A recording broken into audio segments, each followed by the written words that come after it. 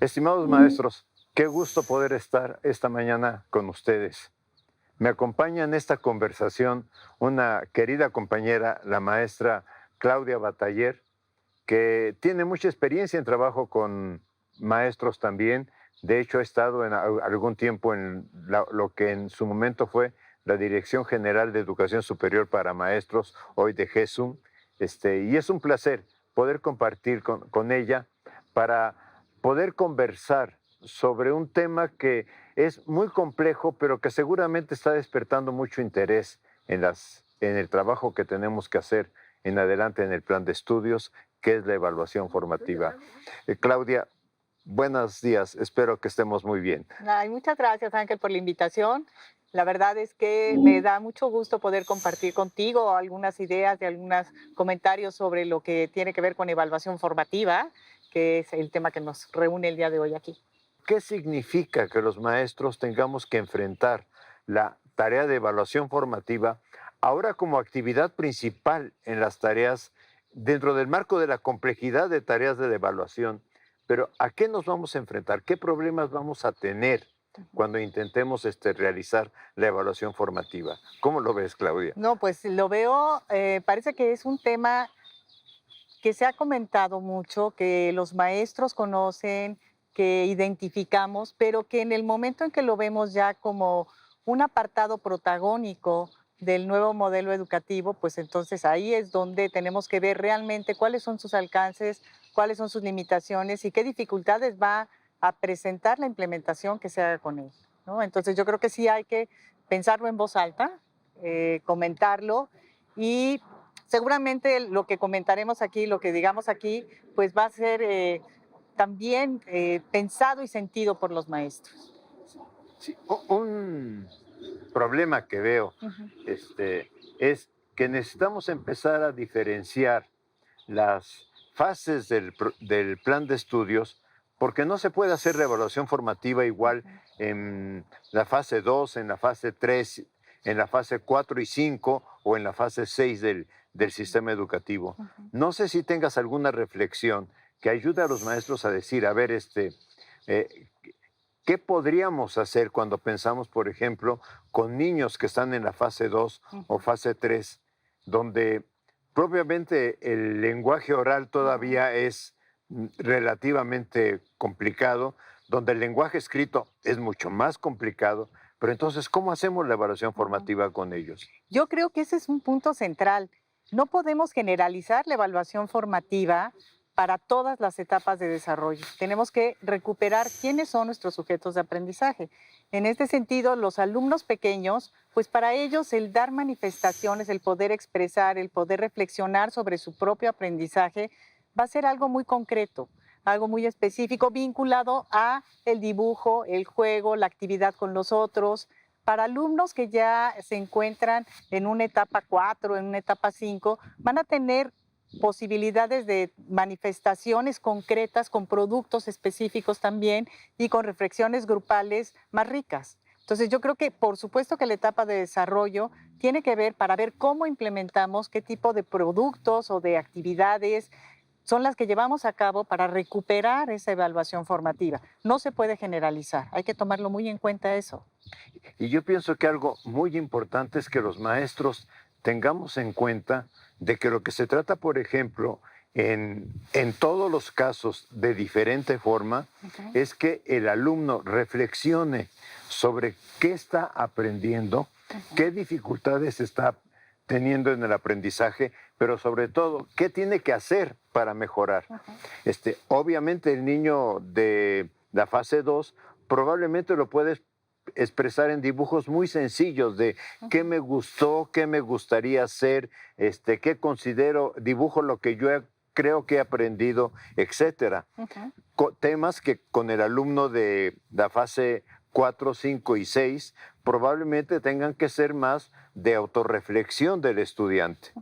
Y entonces aquí el problema para el docente es saber, ¿y dónde se hace esta reflexión? Ujú. ¿Hay un espacio particular para esta reflexión? Ujú. Y yo creo que, bueno, sí, espacios y maneras, ¿no? Los espacios no se pueden establecer. Si estamos hablando de que la evaluación formativa va junto con el proceso que implica eh, regulación y autorregulación para el niño, no se pueden establecer concretamente algunos espacios ni vincularlos con los ejercicios de examen, sino que tienen que ser mirados de otra manera, ¿no? Tienen que ser pensados también por el maestro, pero también por los mismos alumnos. Yo creo que los alumnos pueden dar evidencias del proceso que están llevando a cabo a partir de las preguntas y buenas preguntas que se les hagan para ver cómo está haciendo el proceso, en qué van, qué se les ha dificultado, qué han resuelto con facilidad y que no lo hagan de una manera individual, sino que lo hagan también de manera colectiva. En este sentido, no solamente se trata de la reflexión del niño en un momento dado, sino de la reflexión con los otros. Y a lo mejor el mismo maestro puede ir seleccionando en qué momento es prudente hacer un alto en el camino, mirar y decir cómo vamos, hasta dónde vamos, qué es necesario mejorar, escuchando a los alumnos y también estableciendo él mismo su voz. Y eso me lleva a la necesidad de que él mismo también haga constantemente un acto de reflexión, de autorreflexión. El maestro que vea si las actividades y los recursos con los que está llevando a cabo el proceso de enseñanza-aprendizaje son los que se necesitan, qué puede mejorar, en qué momento. O sea, de alguna manera modelar con el ejemplo esa reflexión. Si el maestro aprende a reflexionar sobre su propia práctica docente, va a estar modelando a los niños el cómo se puede llevar a cabo un proceso de reflexión. Entiendo que lo que me estás diciendo, que es muy importante, es no hay, digamos, en la planeación didáctica que uno pueda decir, la evaluación formativa va a aparecer en la hora 35 Exacto. o en el minuto 35, etcétera, sino que el maestro tiene que tener mucha sensibilidad para ir viendo cómo va su grupo trabajando, en qué se está comprometiendo y también qué cosas su grupo no está pudiendo realizar. Y en función de ese, yo diría, timing pedagógico, no sé si el concepto lo podamos emplear, el maestro pueda ir diciendo, a ver, detengámonos un poquito y analicemos lo que está pasando. Pero también podría ser algo, sobre todo ya en la fase 3 en adelante y mucho más importante en la fase 5, donde el maestro utilice el examen también como un instrumento de retroalimentación.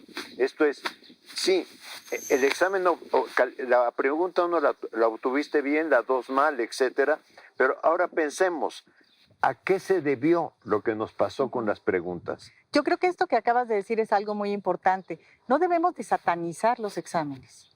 El hablar de evaluación formativa quiere decir utilizar todos los recursos al alcance para poder acompañar el proceso de aprendizaje. Y también tenemos la obligación de formar a los alumnos en poder resolver diferentes tipos de ejercicios y de exámenes para que puedan afrontar el mundo de hoy. O sea, es importante, de acuerdo a la etapa de desarrollo, no le vas a poner a un niño de la fase 3 a que resuelva un examen estandarizado, ¿verdad? Pero a lo mejor alumnos ya de fases superiores sí deben de conocer esos instrumentos, saber cómo manejarlos, acompañarlos en que sepan responderlos. Y puede formar la retroalimentación de ese tipo de pruebas, podrían formar parte de la evaluación formativa.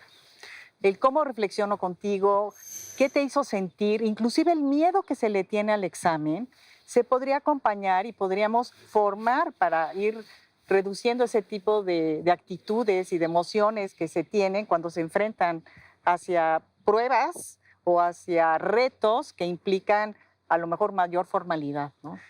Yo pienso que le estamos dando un tip muy importante a maestros y maestras. Esto es, la evaluación formativa solamente puede existir si el alumno se compromete a hacer una reflexión. Claro que para que el alumno se comprometa a hacer una reflexión sobre su aprendizaje, requerimos también que el maestro tenga la disposición a reflexionar, tenga la disposición a saber que a veces propusimos una actividad y no funcionó, y de alguna forma el no funcionó significa ¿y qué otras cosas podemos hacer? ¿O qué cosas podemos hacer con determinado alumno en virtud de que estamos viendo que no está avanzando al ritmo que nosotros quisiéramos. Pero tiene otro tema importante, que es la evaluación formativa. Mira el proceso, no mira tanto el resultado. Exacto. Sí, eso es algo muy importante. Vide Tardif, una de las cuestiones que ha escrito relacionadas con la educación, es que deberíamos de contemplarla no como una fotografía estática, sino como un video. Y esto se refiere a lo que tú mencionas de proceso. En el video tú ves lo que acontece en un lapso de tiempo, no es un resultado específico. Y creo que esa analogía nos sirve para poder comprender de mejor forma lo que es la evaluación formativa. Y ahora tenemos un problema, o un Entre muchos. problemota muy grande, Ajá. porque resulta que conforme avanzó la escolaridad, Ujú, el niño fue aprendiendo que lo más importante en la escuela ujú. era llegar con una buena calificación a la casa, El número. el número. Ujú. Y aunque hagamos rúbricas, aunque hagamos Sí, da igual. cualquier otro instrumento, al final todo lo traducimos a, bueno, ¿y cuánto me saqué? Ujú, Y le enseñamos al niño desde preescolar que hay estrellitas ujú. para la frente. Y luego le vamos enseñando de alguna manera durante toda su escolaridad. Tú obtienes un número y ese número te dice que es buen alumno o que eres mal alumno. Ujú. Y los padres de familia y los medios de comunicación y las asociaciones civiles están esperando, parece que de la escuela que dé más números y mejores números, Ujú. que preocuparse por qué procesos de aprendizaje tienen sus niños. Totalmente. Existe esta mentalidad numérica. Alumnos de 6 y de 7 están en peligro, ¿no? Alumnos de 8, 9 y 10, entonces pueden ser considerados como buenos alumnos. Entonces, eso es una perversión, porque acabas preocupándote por si vas a tener 8, 9 o 10, ya no por cómo estás aprendiendo o qué estás aprendiendo, sino el número. Pero no solamente es el alumno, que el alumno en el momento en que ya identifica el papel que tiene el número y la calificación, te pregunta, ¿y cuánto me saqué? ¿Y esto cuánto va a valer? Esto cuenta para la calificación. Desde chiquititos ya empiezan a entrar en esta dinámica, pero no solamente el alumno, sino también el maestro. ¿De qué manera voy a traducir en un número lo que estoy viendo en este alumno o alumna? ¿En qué momento voy a decir, lo voy a traducir en qué? ¿En un 8, en un 9 o realmente va a tener un 10? ¿O quiénes van a ser mis alumnos que tengan un 10? Esta equivalencia entre un aspecto tan formativo, tan importante y tan socializado, relacionado con números, pues cuesta mucho trabajo, ¿no? Entonces, y la sociedad también, los padres de familia es, ¿en qué momento te sacaste 9, 10? Vamos a dar recompensa, vamos al cine, vamos a tener tal premio, ¿no? ¿Y en qué momento realmente no? Me temo que no vas a poder salir a jugar el día de hoy. ¿No? Vamos a ver si la calificación empieza a mejorar y entonces hablaremos de permisos y salidas. Cuando la educación debería de estar en otro lado, ¿no? Sí enseñar a tener determinados rendimientos, pero distinguirlos. ¿En qué momento estoy hablando de estos resultados y qué papel juegan? Inclusive enseñarles a perder los miedos ante los resultados, ¿no? Entonces, yo creo que son temas que hay que reflexionar, que hay que poner en la mesa y que deben de estar presentes en esta autonomía que se le está dando el maestro para la toma de decisiones en el proceso que él está conduciendo, ¿no? Sí, yo creo que esto es fundamental. O sea, necesitamos que cambie el maestro. Uh-huh. Pero también necesitamos que cambie el alumno. O sea, Claro. que el alumno diga, voy a la escuela a aprender, no voy a obtener una calificación. Pero el otro problema que tiene la escuela es que también necesitamos que los padres de familia, que los medios de comunicación, que la sociedad amplia esté preguntándose, y ahora en nuestras escuelas, ¿qué están aprendiendo los niños? Uh-huh. Claudia, creo que ha sido una conversación maravillosa. Espero que para nuestros compañeros maestros y maestras tenga alguna utilidad. Nos da mucho gusto, me da gusto saludarte, pero nos da mucho gusto saludar a los maestros y maestras por este medio. Claro que sí, y una invitación a seguir pensando sobre este tema. Muchas gracias.